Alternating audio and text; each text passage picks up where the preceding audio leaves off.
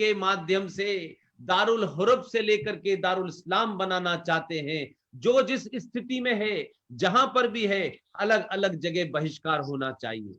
और जो हमारे साथ है, जो राष्ट्र के लिए है, उसका कस के उसका साथ देना चाहिए। लिहाजा ये आपके आज जितने भी साथी आए हैं, दोस्त आए हैं, वो कितना भी करोड़पति हो और कितना भी खरबपति हो और कितना भी हजारपति हो, महत्व इस बात का नहीं है।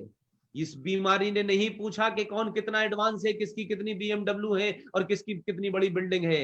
ये बीमारी सबके लिए है और इस बीमारी ने हम सबको एक मौका दिया है कि हम फिर दोबारा से उसी सनातन की तरफ लौटें। हमारे अंदर भी जो घमंड पैदा हो गया था कि पैसे वाला सब कुछ कर सकता है और पैसे से सब कुछ खरीदा जा सकता है, आज अमेरिका में 30 सेकंड में एक मौत हो रही है। कल सुबह सुबह 7 बजे भारतीय समय के अनुसार अमेरिका के अंदर एक बहुत बड़े ग्रुप को मुझे संबोधित करना है। वहां के लोग चिंतित हैं और ये पूछ रहे हैं कि आप जिस तरीके की लड़ाई लड़ रहे हैं, वो लड़ाई हम क्यों नहीं लड़ पा रहे हैं। मैंने कहा, आपने अपने आप को इस तथाकथित साइंस के इतना सुपुर्द कर दिया है कि आपके अंदर की जो शक्ति है रेजिस्टेंस की, वो समाप्त हो गई है।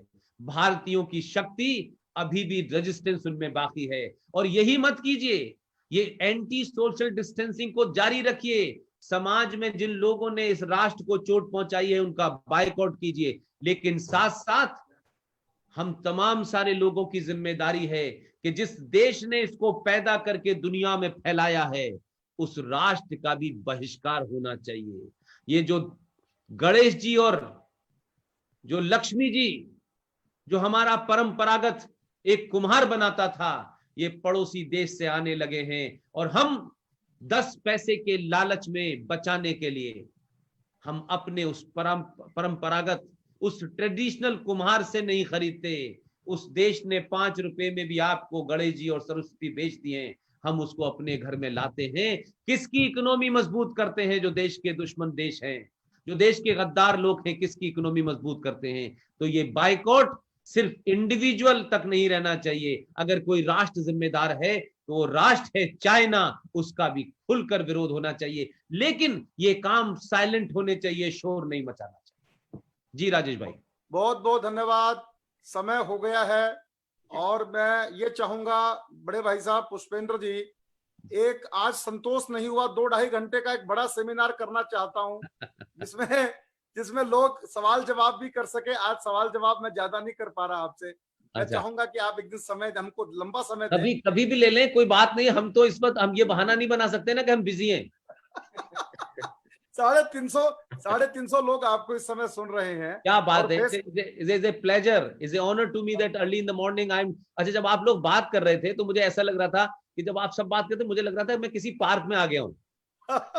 सब लोग मिल गए। और आप सोचिए कि मैं तो घर के नीचे नहीं उतर पा रहा। मेरे तो पूरे देश भर से लोगों ने कह दिया कि कुछ हो जाए आप मत उतरिएगा, आपको कुछ नहीं होना चाहिए। लोगों को बड़ी चिंता है और मैं उनसे कहता हूँ ये आपका प्यार है और मैं सच में घर से नीचे नहीं उतर रहा। जो भी कुछ है मैं घर के ही अंदर हूँ। लेकिन आप इसको दोबारा करें, फिर करें और जब करें।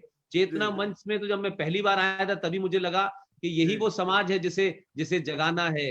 अगर इसमें से एक जग गया तो देश जग जाएगा। क्योंकि गरीब का बच्चा अगर जगेगा या बिगड़ेगा तो एक परिवार बिगड़ता है और एक परिवार बनता है। अमीर का बच्चा बिगड़ जाता है तो राष्ट्र बिगड़ जाता है। क्या बात है। भाई साहब, लोग पूछ रहे हैं कि आपसे कैसे जुड़ सकते हैं वो लोग। देखिए, मैं एक बात आपको बताऊं कि अभी मैं एक सीरीज ये कर रहा हूं राजेश भाई, कि एक हमारा फेसबुक पेज है पुष्पेंद्र कुलश्रेष्ठ जी भाई साहब। उसके माध्यम से हमने एक सीरीज ये शुरू की है कि मैं बोला 11 तारीख को करीब उसमें 1 घंटे तक पूरे देश भर में 1,70,000 लोग जुड़े उससे। उसके बाद में फिर कैप्टन सिकंदर रिजवी बोले 14 तारीख को। आज शाम 17 तारीख है आज शाम 5 बजे ललित अंबरदार जो हैं, जिनको आप अक्सर टेलीविजन पे देखते रहते हैं, जिनका पूरा घर जला दिया गया, जिनको भाग करके कश्मीर से आना पड़ा, और बहुत ही डैशिंग आदमी है, पढ़े लिखे, आप इंजीनियर हैं, डिजाइनिंग इंजीनियर हैं, जीवन अपना जी रहे हैं, अपनी परेशानियों को साझा नहीं करते। वो पुष्पेंद्र कुलश्रेष्ठ फेसबुक पेज पे 5 बजे लाइव रहेंगे। 2 दिन के बाद 19 तारीख को संडे को स्वर्गीय वीर सावरकर के ग्रांड नेफ्यू रंजीत सावरकर उस पे लाइव रहेंगे। इस तरीके से मैं उस पेज पे RSN सिंह साहब भी आएंगे, उस पे पंडित सुशील पंडित भी आएंगे, उस पे प्रोफेसर कपिल कुमार भी आएंगे जो हिस्ट्री के हैं, ये तमाम जिन्होंने, आपको पता है लाल किले में सुभाष चंद्र बोस का म्यूजियम बनाया है प्रोफेसर कपिल कुमार, इन तमाम सब लोगों से मैंने कहा है कि कुछ नहीं आपको करना है, मैं यहीं से आपको पेज का एडमिन बनाऊंगा और आपको अपनी बात कहनी है, क्योंकि इस वक्त लोग घर में हैं और आपको सुनना चाहते हैं कि टीवी पे सुनते सुनते कोरोना से लोग भी बहुत बोर हो चुके हैं, तो ये अपॉर्चुनिटी है, इसका फायदा उठाना चाहिए। बहुत बहुत धन्यवाद आपका। आइए अब हम मिलकर, मैं माफी चाहता हूं उन लोगों से जिन्होंने सवाल पूछने थे, समय की सीमाओं की वजह से नहीं पूछ पाए, लेकिन जल्दी ही भाई साहब को दोबारा से बुला के 2.5-3 घंटे का सेमिनार करेंगे और आपकी सब जो आपकी जिज्ञासाएं हैं उनका समाधान करेंगे।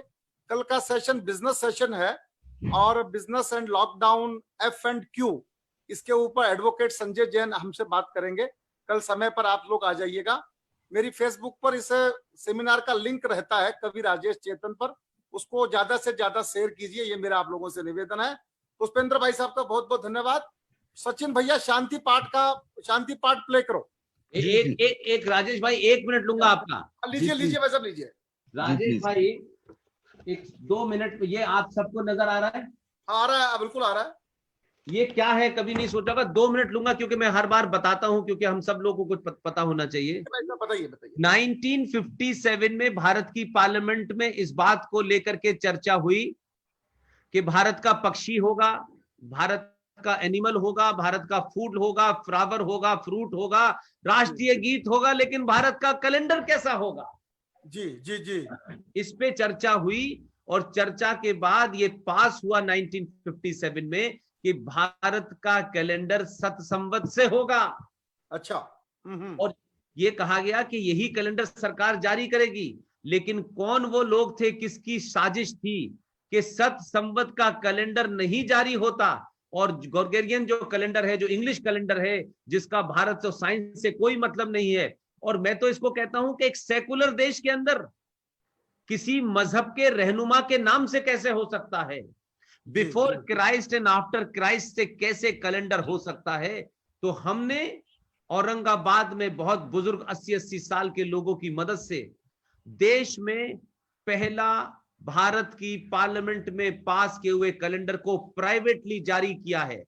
और इसको आप देखेंगे तो आपको लगेगा कि आपकी दीवार पर ये कैलेंडर नहीं है, ये सनातन क्रांति है। इस कैलेंडर के बारे में कोई जानकारी चाहिए हो, औरंगाबाद में अभय मराठे जी हैं, 80-82 साल के, लड़ रहे हैं। भारत के रिजर्व बैंक ने ये ऑर्डर कर दिया है कि जो भी चेक सत संवत से देगा उसे लिया जाएगा।